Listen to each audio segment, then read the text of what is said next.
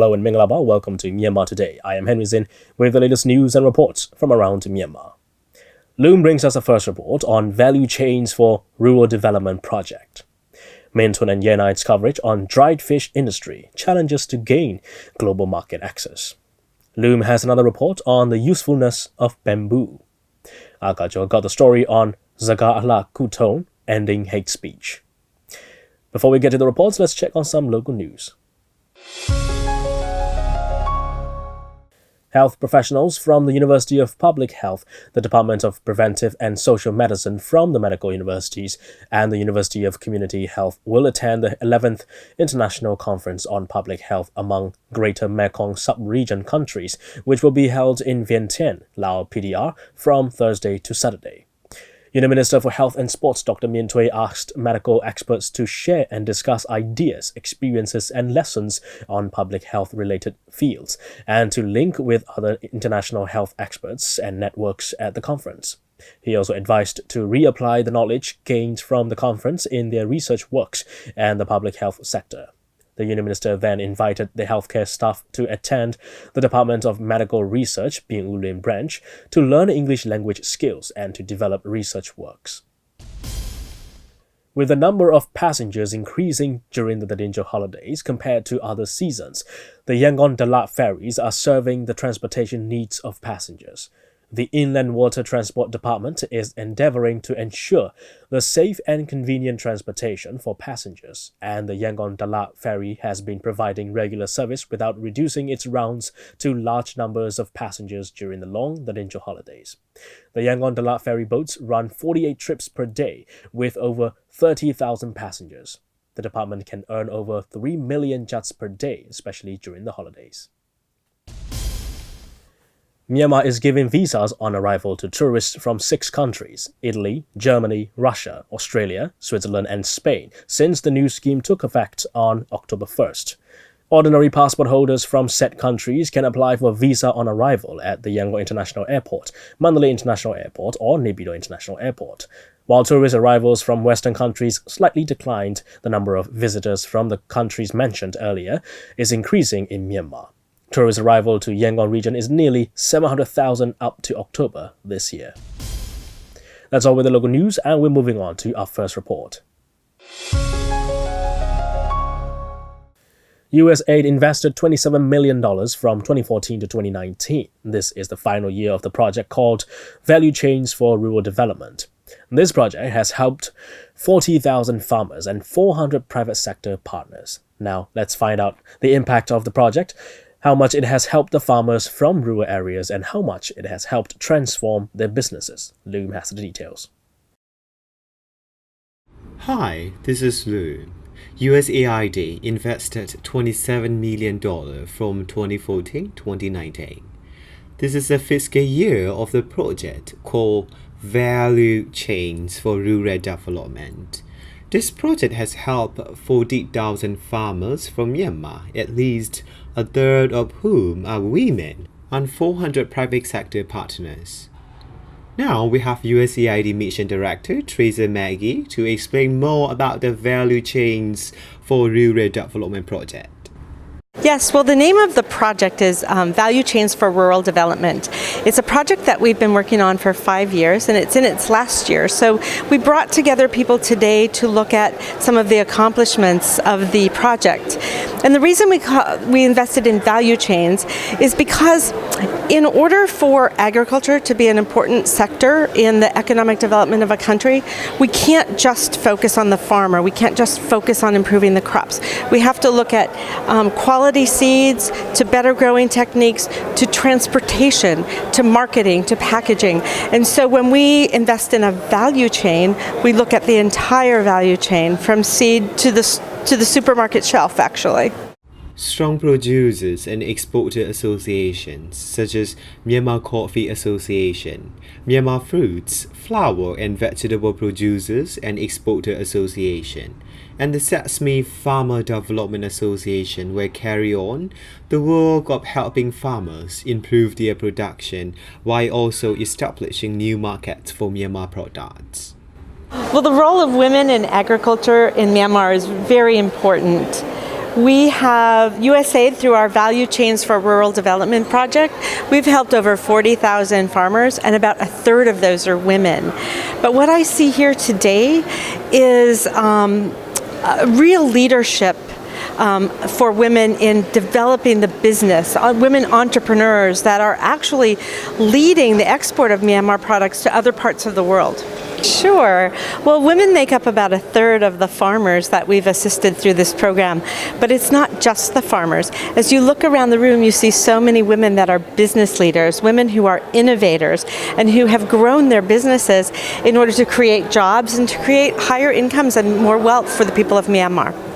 Ukuntura from Htone, but also South-administered zone, Shan State, who's working as a coffee quality control supervisor for Indigo Coffee Myanmar said. အဓိကကတော့ကျွန်တော်တို့တောင်သူတွေအတွက်ဟို coffee ကနေမှကျွန်တော်တို့ coffee ကိုဘိန်းအစားထိုးတင်တဲ့အနေနဲ့စိုက်တာပါခင်ဗျ I'm very pleased to join the event called Market Next with the financial support from USAID.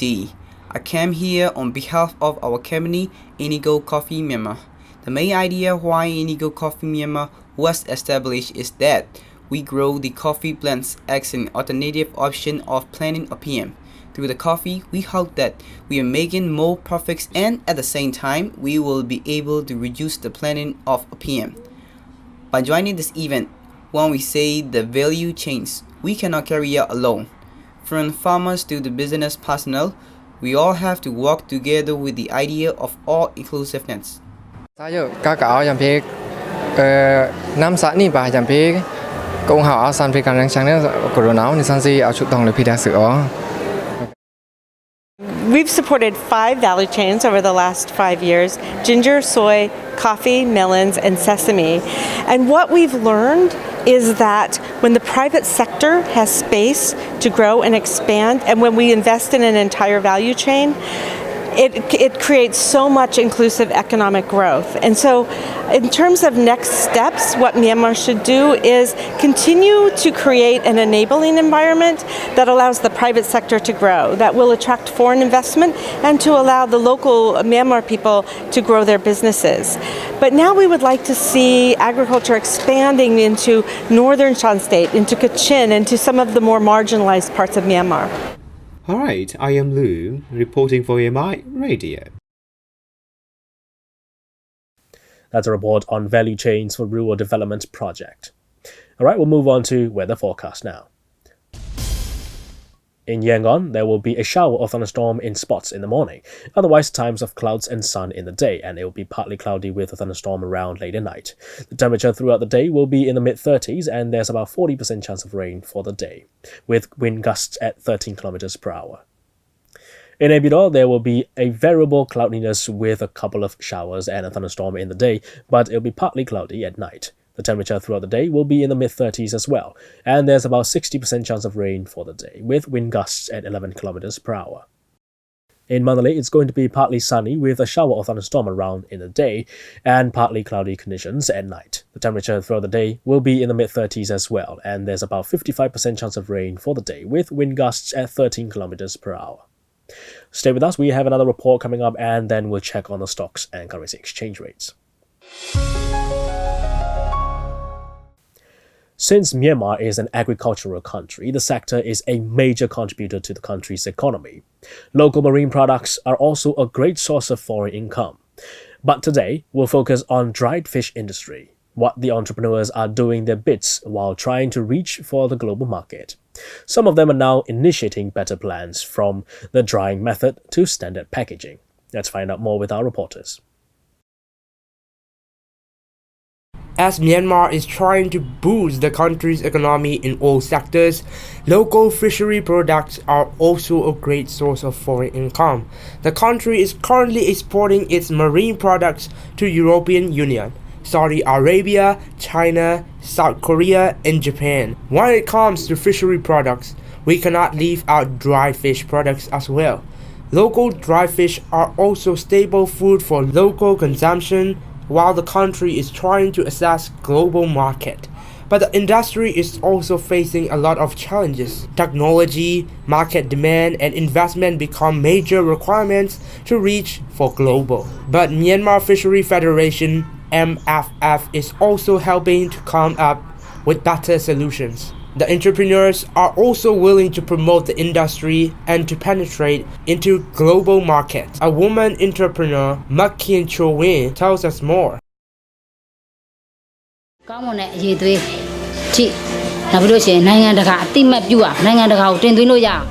We are trying to produce export quality products, improve the quality to meet GMP status, aiming to gain global market access. For me, my business includes fish paste, dry fish, and fish sauce, but dry fish is a key product for future development goals. If we could be the first to change, we can also help other fellow entrepreneurs. This is the inspiration what we are doing now, and we will accept any kinds of quality control assessments.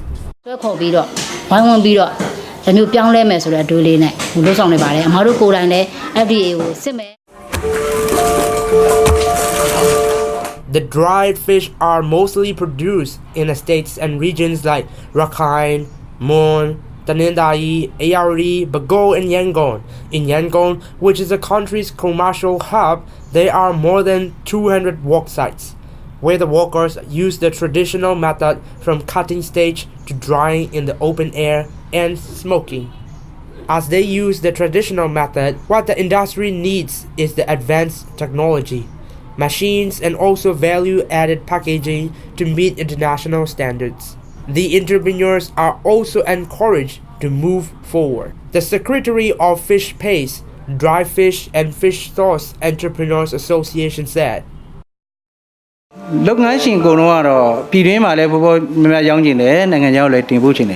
The local entrepreneurs want not only to sell their products abundantly in local, but also to export to foreign countries. What we are facing now is we are still lag behind in technology, and electricity also becomes a matter to operate the imported machines. But we have to put effort to gain foreign market access in the future. Local entrepreneurs said they hope for the technology support from international community. There are a lot of requirements for our industry, so we gladly welcome any kinds of advice or awareness from the experts and also machinery supports. We are trying to change as we want to. Despite not being able to export a lot to the world at the moment, we do cross-border transactions through border trading posts to be neighboring countries like Chinese and Thailand. The association also helps establish a link between the incoming foreign investors and local entrepreneurs, and also it reports to the government. Htone tells us more. When we have foreign contacts, we connect them to local entrepreneurs. The association will also help them and report to the state if necessary.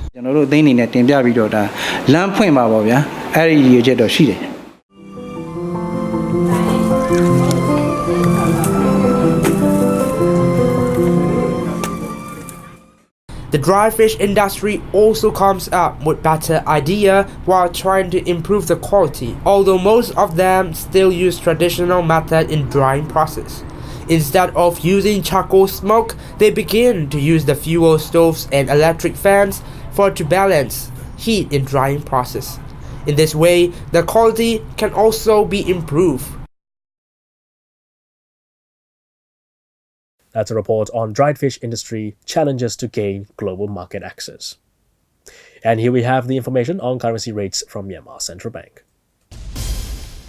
$1 is at 1,531 kyats. 1 Chinese renminbi is at 214 kyats. 1 euro is at 1,687 kyats. 1 pound sterling is at 1,873 kyats. 1 Singapore dollar is at 1,111 kyats. 1 Malaysian ringgit is at 365 kyats. 1 Thai baht is at 50 kyats, and the Indian rupee is at 21 kyats. Gold is trading at $1,482. Silver is at $17. And Brent crude oil is at $52. On the Yangon Stock Exchange, FMI remains at 11,500. MTSH went up 150 at 4,100. MCB remains at 8,300. FPB remains at 23,500. TMH dropped 50 and it's at 2,950. You're with MI Radio's Myanmar Today. You can visit our website at miradio.com.mm and listen to our radio programs live on the website. We're also running on FM 96.1 in Yangon, 96.5 in Mandalay, and 96.7 in Naypyidaw. Or you can simply download our app on your smart devices so you can listen to our radio programs on the go. Well, we have more reports for you, so let's check out the next one. Bamboo is the perfect sustainable building material and has a specific tensile strength that rivals steel. And for something that rivals the strength of the steel, quite surprisingly, bamboo is also something that pandas like to eat. Designers all over the world are turning to bamboo as material choices for everything from mobile phone cases to bicycles. Loom will tell us more. Hi, this is Lu. Bamboo is a group of woody perennial grasses, which is a large family with over 10,000 species. Of course, now let's talk about the bamboo a bit, especially the usefulness of bamboo. So Indo Bamboo is a company that started in 2012, and we are a bamboo laminate company creating solid wood out of a round bamboo pole. Basically, and we've created a forestry system that we call a bamboo village, where we work with 7 cooperatives of farmers who supply 3 tons of strips to us per day, and then we change those strips into a laminate bamboo wood, and then we sell that to our different markets. Bamboo is the fastest growing woody plant in the world. It can grow up to 91 to 121 centimeter a day. So where is it grow? So you may want to find out more about the usefulness of bamboo with Mr. Arif Robik, Director of 1,000 Bamboo Villages from Indonesia. It's very useful, and but I would say that our family is an environmentalist family, so we really started from the environmental benefits of bamboo because it grows very quickly, it absorbs a lot of carbon dioxide from the atmosphere, 50 tons per hectare per year of carbon dioxide, and it absorbs water, it absorbs the runoff from the rain, so it stops landslides, it stops erosion, it stops flooding because it soaks up the water, brings it to the soil. And this is very important for adapting to the many different climate change issues that we face now in 2019 into the future. And so that environmental side is very important. And then we also have, because it's so fast growing and strong, we can basically create the sustainable timber of the future, where anything made from timber in the past can be made with bamboo in the future. We just need to create a large enough system. And so we've started making that system in Indonesia, and it's growing very rapidly. And we really hope that Myanmar can do this as well and work with us, with the government of Indonesia, with the different private sector partners of Indonesia. And Myanmar and Indonesia can be bamboo partners, bamboo brothers. There are basically 2 types of bamboo. It can be split into 2 genre types, running and clumping. Clumping bamboo grows in a big clump of grass. On running bamboo prefer warmer climates, grows outward very quickly. For example, like many bamboos can be found in Kachin State and Shan State because which has got a warmer climate. And now Mr. Mark, working for Swiss Agency Development and Cooperation, Embassy of Switzerland, Yangon, explain.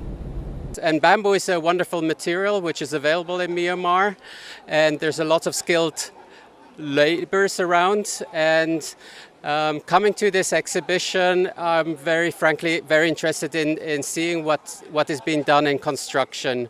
There's a few exhibitors who have very good knowledge. There's a few samples in Myanmar.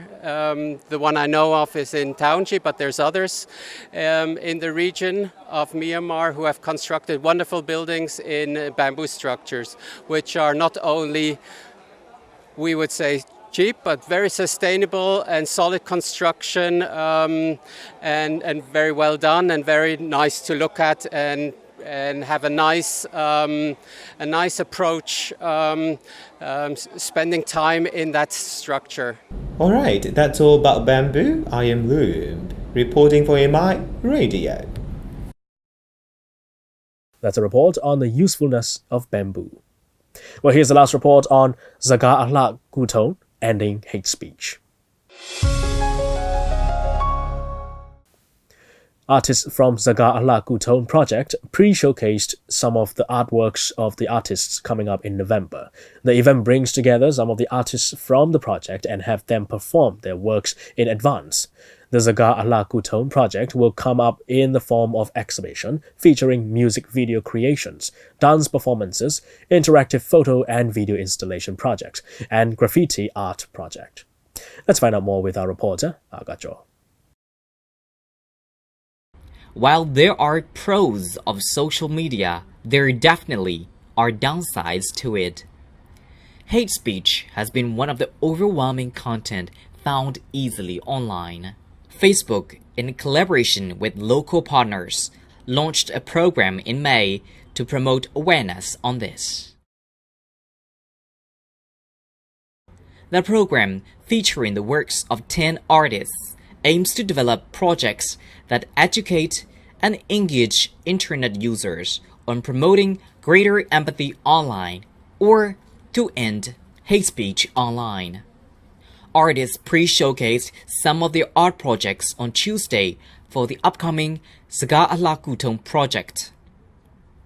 This showcase at the Bansuria Art Gallery highlights some of the artworks of the artists coming up on this program. One of the organizers of the exhibition explained more on this exhibition. We've been thinking about using art, different forms of art in a huge exhibition showing the public audience of big paintings, big sculptures and all, like museum-like themed features.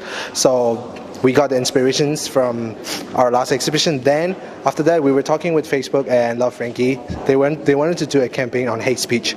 So we just got the thinking that Facebook wanted to work with artists to promote not to use hate speech online, like to promote empathy and kindness online. So then we got the inspiration to collab. And then initially we were having a workshop in May. We invited different artists from different world. It doesn't matter either mainstream or either underground or any artist we invited. We invited around 100 artists, and from there we were collecting projects and programs from their artworks. Like basically we teach them what is hate speech, how not to use hate speech online, and then we were like collecting their artworks and their proposals and all. And from the proposal, all the clients were selecting the project, and then we chose this 10 artists to work as a word therapy campaign. The art projects will include music video creations, dance performance, interactive photo and video installation project, and graffiti project. MI Radio also grabbed a chance to interview some of the artists on their artworks for the upcoming exhibition. We sing and upload our original music, self-composed. Then we happen to join this project. We will be performing a song for this project. We named the song Saga. We attended the workshop in May where we met a lot of young artists. There we shared stories and experiences of hate speech on social media. We talk about how we cope with hate speech and loving kindness. So we got hooked with the project's motive and the objectives of the project. And our band are a match, so we wrote a new song and joined this project.